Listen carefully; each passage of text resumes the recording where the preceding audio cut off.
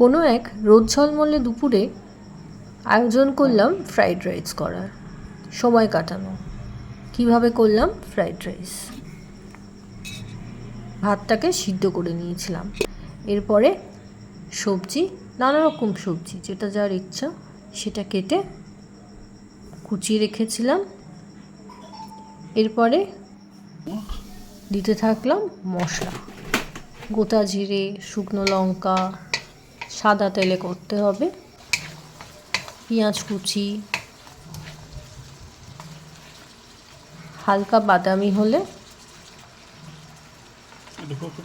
তার মধ্যে ধীরে ধীরে অ্যাড করব রসুন কুচি,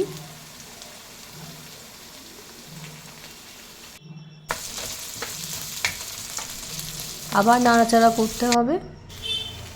বিনস দিয়ে দিচ্ছি,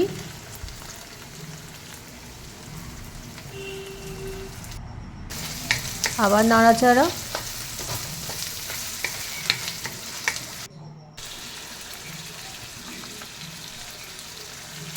ক্যাপসিকাম,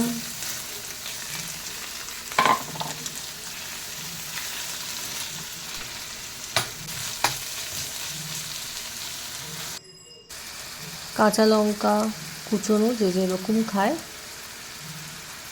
আর যেহেতু গাজরটা খুব কুচিয়ে দিয়েছি, গ্রেট করে নিয়েছি, সেজন্য সবার শেষে দিলাম। আবার নাড়াচাড়া করলাম। চাইলে আরও সবজি অ্যাড করা যায় ইচ্ছে মতো।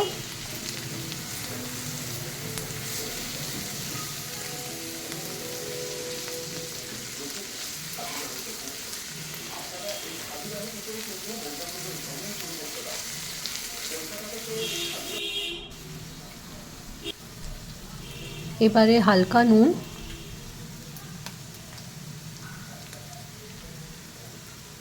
হলুদ,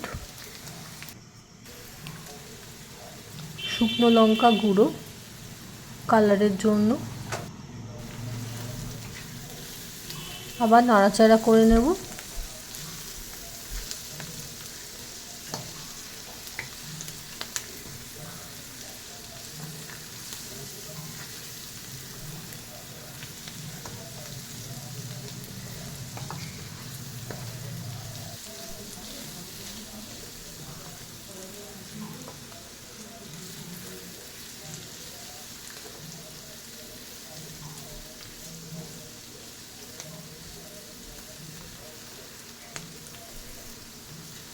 এবার রেডি করে রাখা ভাতটা অ্যাড করে দেবো ধীরে ধীরে। খানিকটা ভাত দিলাম, আবার একটু পরে আরও কিছুটা ভাত দেবো, দিয়ে ভালো করে মিশিয়ে দেবো।